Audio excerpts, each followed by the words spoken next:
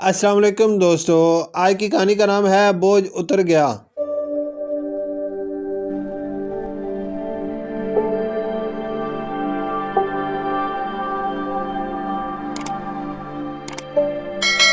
صاحب میری ماں کو بچا لیجئے، ڈاکٹر 4 لاکھ روپے کا خرچ بتا رہے ہیں۔ صاحب ماں کو بچا لیں، میں پیسے اپنی تنخواہ میں سے تھوڑے تھوڑے کر کے واپس کر دوں گا، میں آپ کا یہ احسان کبھی نہیں بھولوں گا۔ یہ الفاظ سن کر احمد سلیم کو حیرت کا ایک جھٹکا لگا۔ وہ ایک دولت مند آدمی تھے اور لوگوں کی مدد کرنا انہیں اچھا لگتا تھا۔ 4 لاکھ روپے ان کے لیے معمولی رقم تھی۔ اس شخص کو دیکھ کر وہ ماضی کی یادوں میں کھوتے چلے گئے۔ استاد میری ماں کی طبیعت بہت خراب ہے، کچھ پیسے دے دو، میں تمہارا یہ احسان زندگی بھر نہیں بھولوں گا، یہ پیسے میری تنخواہ سے کاٹ لینا۔ استاد 12 سالہ سلیم اپنے استاد کے سامنے گڑ گڑا رہا تھا۔ وہ ایک دکان میں مکینک کا کام کرتا تھا۔ حالات نے اسے وقت سے پہلے ہی بڑا کر دیا تھا۔ اسکول، پڑھائی، کھیل کود، یہ الفاظ اس کی زندگی میں نہیں تھے۔ اس کی زندگی کا مقصد تو بس ایک ہی تھا، بیمار ماں کی زندگی دور کو ٹوٹنے نہ دینا اور اپنے سے چھوٹے 5 بہن بھائیوں کا پیٹ پالنا۔ جس دکان پر سلیم کام کرتا تھا اس کا مالک ایک رحم دل آدمی تھا۔ وہ سلیم کی اکثر مدد کر دیا کرتا تھا۔ تقریباً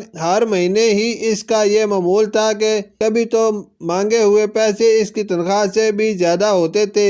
استاد بھی جانتے تھے کہ یہ بچہ حقیقت میں ضرورت مند ہے، اس لیے وہ کبھی انکار نہ کرتے۔ سلیم بھی استاد کو بابا کی طرح سمجھتا تھا۔ استاد کو یہ بات معلوم تھی کہ وہ شروع سے ایسی پریشانیوں کا شکار نہیں تھا۔ جب تک سلیم کے والد زندہ تھے اسے کبھی پانی پینے کے لیے بھی خود اٹھنے کی زحمت نہیں کرنی پڑتی تھی۔ سلیم کے چچا اور ابا کے کپڑے کی فیکٹری تھی۔ وہ ایک اچھے اسکول میں پڑھتا تھا۔ اچانک ایک حادثے نے اس کی زندگی کو پلٹ کر رکھ دیا۔ اس کے والد کار حادثے میں ہلاک ہو گئے۔ والد کے بعد چچا نے ساری جائیداد اپنے قبضے میں لے کر انہیں ہر طرح سے محتاج کر دیا۔ اس کی والدہ یہ صدمہ برداشت نہ کر سکیں اور فالج کا شکار ہو گئیں۔ چچا نے اتنی مہربانی کی کہ انہیں رہنے کو ایک کمرے کا مکان دے دیا۔ اب ماں ہی اس کا سب کچھ تھی۔ سلیم نے ایک مکینک کی دکان پر کام شروع کر دیا۔ ایک دن اس کی اندھیری دنیا مزید تاریک ہو گئی۔ اس کی ماں راتوں رات چپ چاپ دوسری دنیا سدھار گئی۔ استاد ہی نے اس کی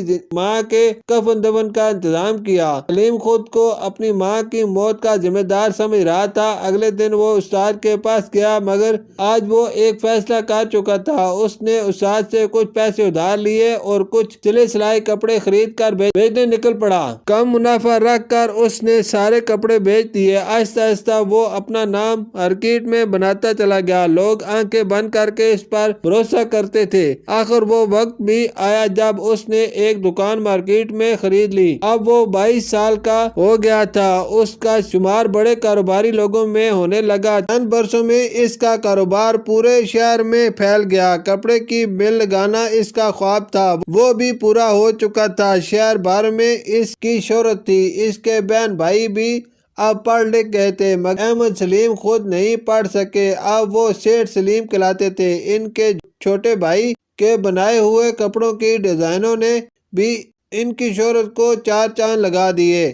اس عرصے میں وہ استاد کو نہیں بھولے تھے اور ان کا ہر ممکن خیال رکھتے تھے۔ صاحب پلیز صاحب بچا لو، یہ ان کا چچا زاد بھائی تھا جو انہیں پہچان نہیں پایا تھا، مگر سیٹھ سلیم اسے پہچانتے تھے۔ وقت نے اس کے پورے خاندان کو تباہ کر دیا تھا۔ ایک لمحے کو انہوں نے سوچا کہ وہ اسے دھکے دے کر باہر نکال دیں اور اپنی ماں کی موت کا بدلہ لے لیں، لیکن وہ ایک اور ماں کو نہیں کھونا چاہتے تھے۔ اس درد کو ان سے بہتر بھلا کون جانتا تھا۔ کوئی بات نہیں، تمہاری ماں میری ماں ہے، اس کے علاج کی ذمہ داری میری ہے، وہ اس کے کندھے پر ہاتھ رکھتے ہوئے بولے۔ ان کے دل سے بوجھ اتر چکا تھا، اپنی ماں کی موت کا بوجھ جو وہ ایک ماں کو بچا کر ہی اتار سکتے تھے۔ شکریہ۔